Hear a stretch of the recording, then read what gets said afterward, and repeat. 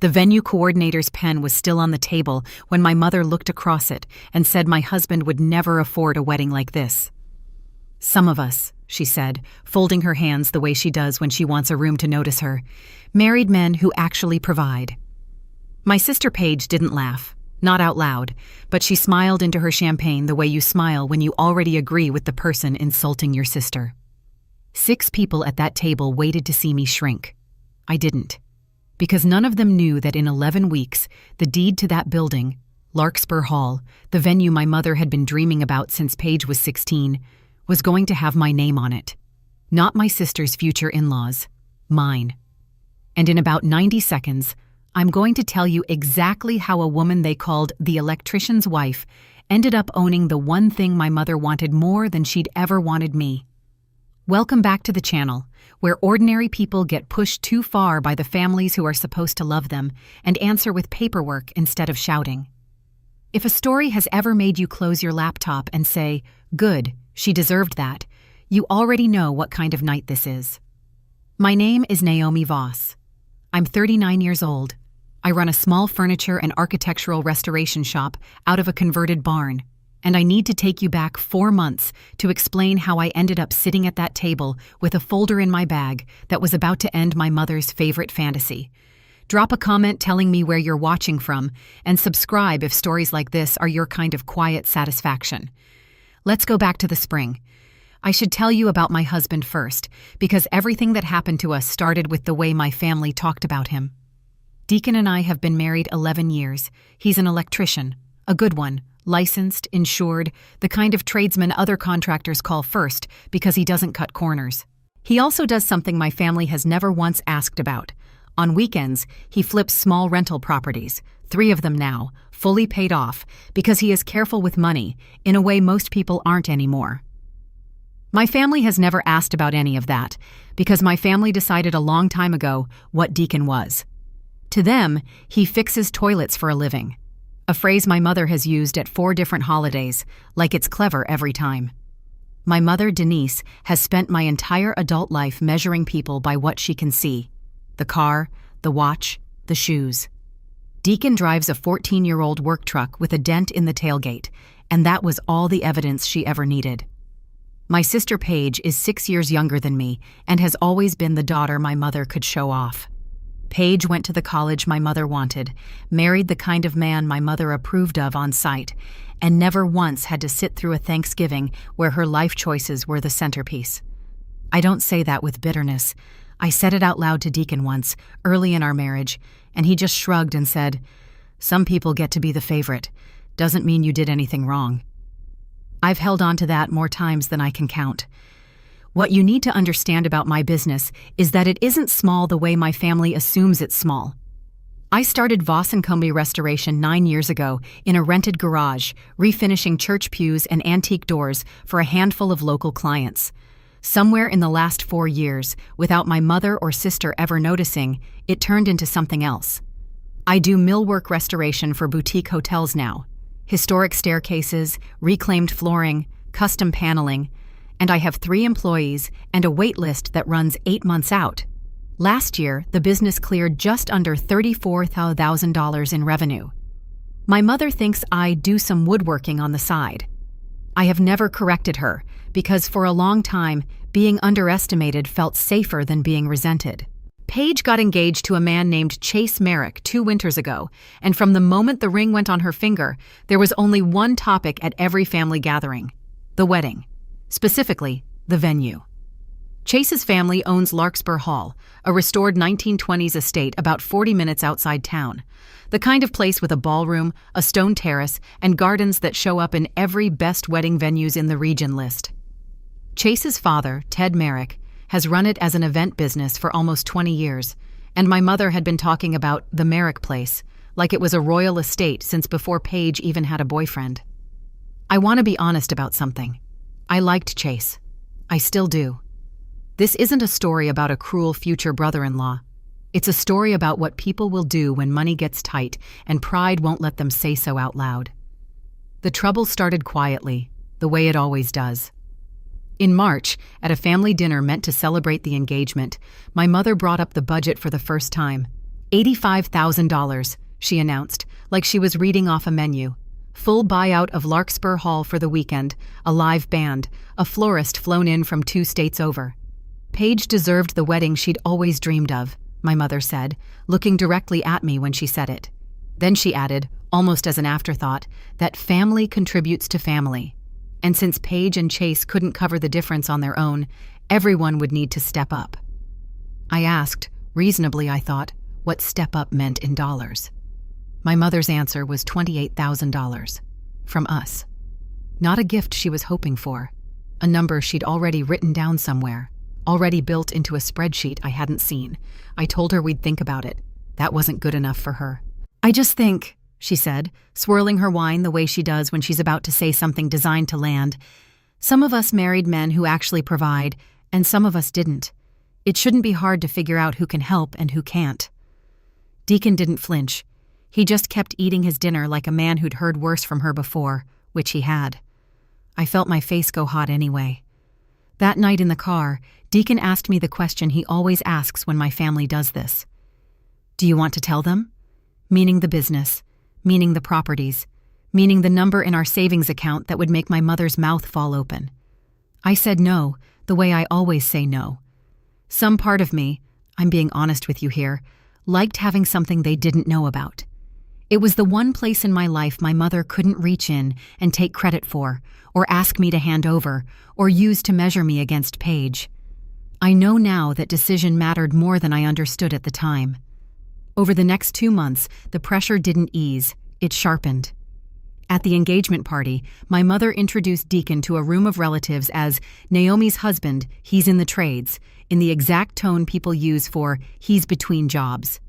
At the cake tasting, which I wasn't even invited to until Paige quietly texted me the address, my mother spent 20 minutes describing the family contribution tiers for the wedding like she was running a capital campaign, and looked at me every time she said the word tier.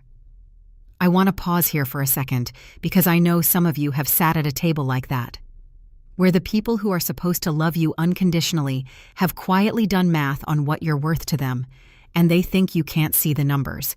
If you've ever felt that particular kind of cold, you already know exactly what this story is about. By May, Paige started calling me directly, which she almost never did unless she needed something. She'd stop by, always with a reason, a bridesmaid dress fitting, a favor for the shower, and always work the conversation around to the venue. Chase's dad is under a lot of pressure, she told me once, picking at a thread on her sleeve. He really needs this wedding to go well. I asked what that meant. Under pressure. She waved it off. Business stuff. Adult stuff, Naomi. Don't worry about it. Coming from my little sister, that stung more than I expected. Here's the thing about running a business that works with hospitality clients. You hear things. In June, one of my hotel contacts, a general contractor named Ruth, who'd done flooring work at Larkspur Hall 2 years earlier, mentioned offhand that she'd heard the Merricks were having a rough stretch. I didn't think much of it at the time. I should have. The moment everything changed was a Tuesday evening in late June. My mother called and asked Deacon and me to come by to finalize the wedding paperwork. Her words, like there was some form we needed to fill out for a party we weren't hosting. When we got there, Ted Merrick was at the kitchen table. That should have been my first sign that this wasn't about seating charts. Ted had a folder with him, and inside it were papers he described as just a formality for the venue deposit, a joint guarantee in case anything falls through before the big day. My mother pushed a pen toward me before I'd even read a full page. It's nothing, she said. Everyone in the family is signing something similar. It just shows good faith. I have built a business on reading contracts carefully, on catching the clause everyone else skims past, and something about the phrase joint guarantee made my hands go still. I told them I'd need to take it home and read it properly before I signed anything. My mother's whole face changed. Why does everything have to be a production with you? She said. It's paperwork, Naomi, not a mortgage. It was, in fact, almost exactly a mortgage. That night, at our kitchen table, Deacon and I read every page twice. Buried on page 4, in language dense enough that I understood exactly why they wanted it signed fast at a kitchen table instead of read slowly at a lawyer's office, was a personal guarantee clause. If Larkspur Hall's outstanding commercial loan went into default, the guarantor, meaning whoever signed that page, would be personally liable for repayment, secured against personal assets, meaning our house, meaning everything Deacon and I had built quietly for 11 years, offered up as collateral for a business we didn't own, to cover a debt nobody had told us existed. I didn't sleep that night. The next morning, I called the county recorder's office and then a title company contact I'd worked with for years and asked her to run a lien search on Larkspur Hall. It came back fast because it wasn't hidden. It just wasn't something my family had bothered to check before handing me a pen. Larkspur Hall carried an outstanding commercial loan balance of $41,000, and the lender had already filed a notice of default. Ted Merrick had remortgaged the property 2 years earlier to cover losses from a failed expansion, and he had 6 weeks left on a cure period before the bank would move to foreclose and sell the estate to satisfy the debt. They weren't asking family to step up for a wedding fund. They were quietly trying to get relatives to personally guarantee a business loan on a property that was already circling the drain, banking on the fact that nobody would read page 4 at a kitchen table under a deadline. I need to stop here for a second, because I want you to sit with what that means. My mother had looked me in the eye and called my husband a man who couldn't provide, while asking that same husband to put our paid-off home behind a stranger's failing business. If a story like that makes your jaw tighten a little, go ahead and hit subscribe, because you're going to want to see how this one ends. I drove to my parents' house the next afternoon and asked calmly why nobody had mentioned the default notice on Larkspur Hall before handing me a personal guarantee to sign. My mother's face did something I'd never seen it do before, a flicker of fear before the anger covered it back up. "Where did you even hear that?" she snapped. "This is exactly why we don't tell you things, Naomi. You always turn family into an investigation." Paige, who'd been sitting quietly at the counter, went pale and didn't say a word, which told me she'd known more than she'd let on. I told them plainly that I wouldn't be signing anything, and that they should get their own lawyer instead of a pen at a kitchen table. My mother stood up so fast her chair scraped the floor. "You have always been like this," she said, her voice climbing. "Cold, calculating. Some people would just help their family, but you'd rather sit there with your little spreadsheets while your sister loses her wedding venue." Paige finally spoke, quiet and sharp. "It's really telling, Naomi, that the one time we actually need you, you find a reason to say no." Nobody in that kitchen asked what would happen to Deacon and me if the guarantee ever came due. They only asked why I wouldn't hand it over. I drove home that day with my hands steady on the wheel and something cold and clear settling into my chest. They thought they'd handled me. They thought the daughter who does some woodworking on the side would either sign out of guilt or quietly disappear from the wedding altogether. What they didn't know is what I actually do for a living. I read fine print for a living. I find the number someone is hoping you won't notice. And there was a very large number sitting on that property, 6 weeks from a foreclosure sale, which meant, whether my family understood it yet or not, Larkspur Hall was about to become available to absolutely anyone with the funds and the nerve to buy it. I didn't sleep well for most of that week, but by the weekend I had a plan taking shape, the same way I plan a restoration project. Line by line, cost by cost, nothing left to guesswork. I called Ruth, my contractor contact, and asked her carefully what she knew about the Merrick property beyond the rough stretch she'd mentioned in June. She confirmed what the lien search had already told me. Ted Merrick had been quietly trying to find a private buyer to pay off the loan before the bank forced a public sale, because a foreclosure auction would tank the price and become a matter of public record in a town where everyone would eventually talk. My family didn't know that either. They thought Larkspur Hall's troubles were a private family matter that would resolve itself as long as enough relatives quietly signed enough papers. I want to be honest with you about something, because I think it matters. My first instinct wasn't revenge. It was simpler than that. I had spent 4 years restoring staircases and paneling in buildings just like Larkspur Hall, and I knew exactly what that estate was worth, and exactly what it would take to save it the right way, without anyone's house on the line. Buying it wasn't about punishing my mother. It became about that later. At first, it was about not watching a beautiful, salvageable building get sold off in a fire sale because a family was too proud to admit they needed real help instead of a signature. I met with my bank the following Monday. 11 years of careful saving, 3 paid-off rental properties Deacon could leverage, and a restoration business with real, verifiable revenue meant I qualified for a commercial loan large enough to make a serious offer, not through Naomi Voss, the woodworker my mother described at parties, but through a company. I formed an LLC that week and called it Millbrook Restoration Partners, a name with no trace of my last name in it. On paper, if anyone in my family had thought to look, it would read as an investment group. I reported myself as the true owner to the required federal registry, quietly and legally, the way I do everything. My family would never think to check.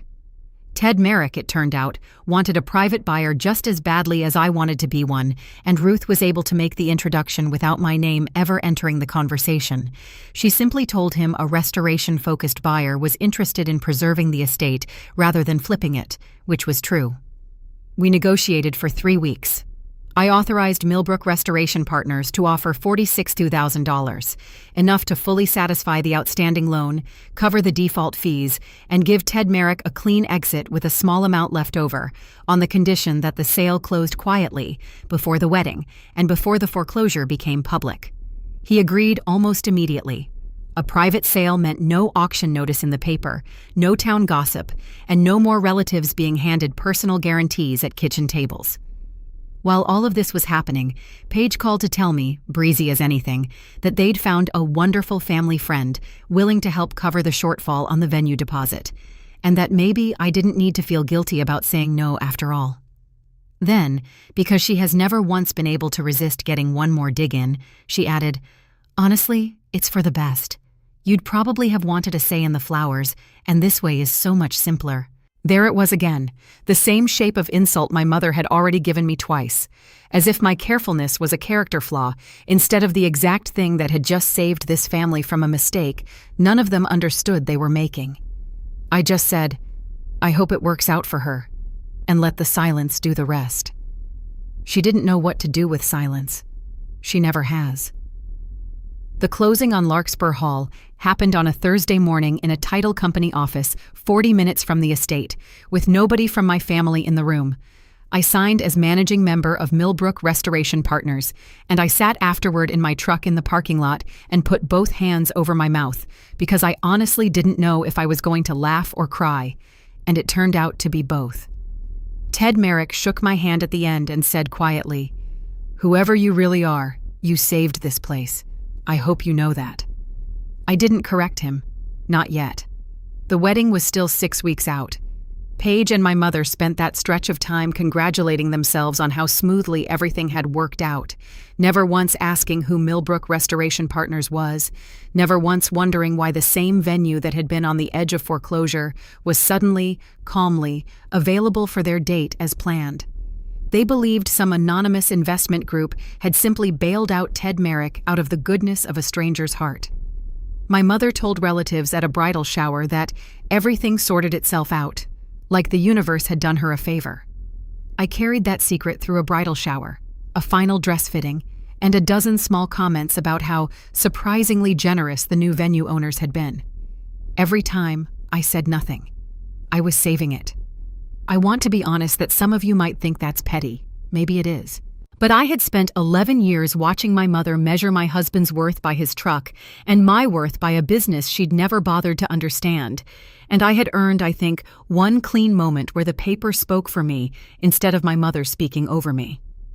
The rehearsal dinner was held at Larkspur Hall itself, 2 nights before the wedding, in the smaller dining room off the main ballroom. A room with the exact restored crown molding I'd walked past 100 times as a contractor and never once mentioned belonged to a building I now legally owned. My mother had insisted on hosting a toast before dinner, the kind of moment she loves, where she gets to stand at the head of a room and be watched. She rose with her glass, and the room quieted the way it always does for her.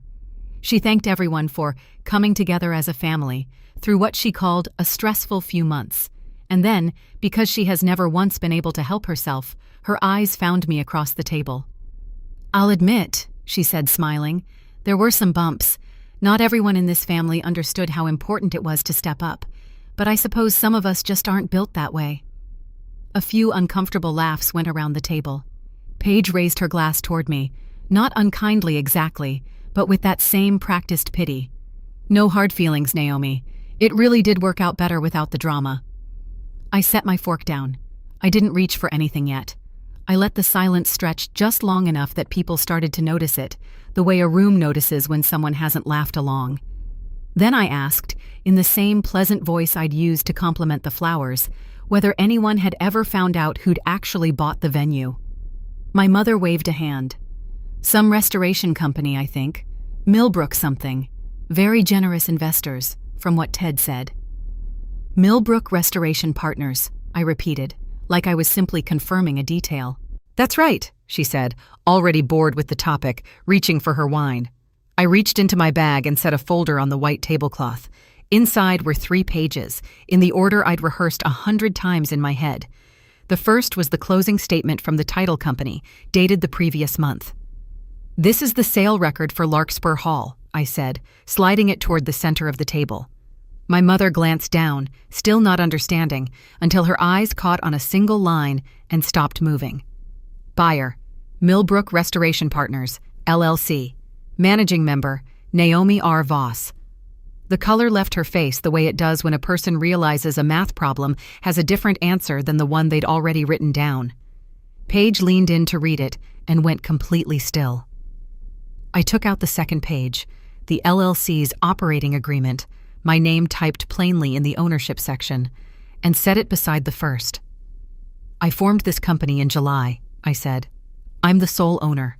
I bought this building outright, in cash and financing I qualified for myself, 6 weeks before the wedding. The room had gone the particular kind of quiet where you can hear silverware settling on plates 2 tables over. I took out the third page last, the personal guarantee document Ted Merrick had originally tried to have me sign at that kitchen table, the one with the clause on page 4 that would have put our house behind his debt. And this, I said, is the paperwork you asked me to sign back in June. The one you told me was just a formality. It would have made Deacon and me personally liable for a $41,000 default that nobody told us existed until I went and found it myself. My mother's mouth opened, and for the first time in my adult life, nothing polished came out of it. Naomi, that's not what that was, she managed. I kept my voice level, the way I'd promised myself I would. I know exactly what it was, I said. You wanted family to quietly guarantee a failing business loan and call it a wedding contribution. I read the fine print, so I know precisely what would have happened to our home if I'd trusted you instead. Ted Merrick, sitting near the end of the table, had gone gray, clearly only now understanding whose relative had bought his estate out from under a default he'd hoped would stay quiet. Paige finally spoke, her voice small in a way I'd never heard from her. You own Larkspur Hall, she said, like she needed to hear herself say it to believe it. You own our wedding venue. I do, I said. I have for 6 weeks. I made sure your wedding could still happen here, on your date, without any of your relatives losing their homes to cover it. I just didn't feel any particular rush to tell the room that called my husband a man who doesn't provide. Nobody at that table finished their dinner. My mother sat very still, the toast she'd been so proud to give sitting half-finished in front of her. The confidence gone out of her completely for what I believe was the first time in her life at a family gathering. I gathered my 3 pages back into the folder, thanked the staff for the meal, and told Paige, genuinely, because none of this was ever about hurting her wedding, that the venue was hers for the weekend regardless of anything else that happened at that table. Then Deacon and I left before the pie was even served. Here's what happened after. Larkspur Hall stayed mine, cleanly and legally, purchased at fair value through a proper loan process, with no forgery, no deception, and no dollar taken that wasn't rightfully earned. Paige's wedding went forward 2 days later exactly as planned, in the same ballroom, under the same restored crown molding, because I had never intended to take that day away from her, only to stop being invisible in it. I watched from the back for the ceremony and left before the reception. Some things you can forgive your way back into. Others you simply let stand as true and move on from. My mother has not fully spoken to me the way she used to since that dinner, though she has, in her own stiff way, stopped repeating the line about Deacon not providing. I think some part of her finally did the math on what our restraint had actually been worth to her over the years, and she doesn't know what to do with that math yet. I've left the door open, the way I think you have to with family, on one condition. The next conversation has to be an honest one. She hasn't taken me up on it. Maybe someday she will. Ted Merrick still runs day-to-day operations at Larkspur Hall under a management agreement with my company, and I've spent the past several months quietly restoring the parts of that estate that had been neglected during his hardest years. The original staircase, the terrace stonework, the gardens. It turns out the thing I actually wanted, underneath all of it, wasn't to punish anyone. It was simply to stop being underestimated by people who never once bothered to ask what I'd built. Here's what I learned sitting in that rehearsal dinner with a folder in my lap. People will tell you exactly what they think you're worth, sometimes to your face, sometimes with a smile. You don't have to argue with them. You just have to keep your own paperwork in order, quietly, patiently, for as long as it takes, because the truth doesn't need to be loud to land. It just needs to be true and ready at the right table. If you've ever been the one who got underestimated because you didn't flash what you had, do one thing for me this week. Comment, "I read the fine print, so I know you made it to the end with me." And if this story was for you, share it with someone who needs to hear it, and subscribe, because there's always another family, another table, and another quiet truth waiting to be set down.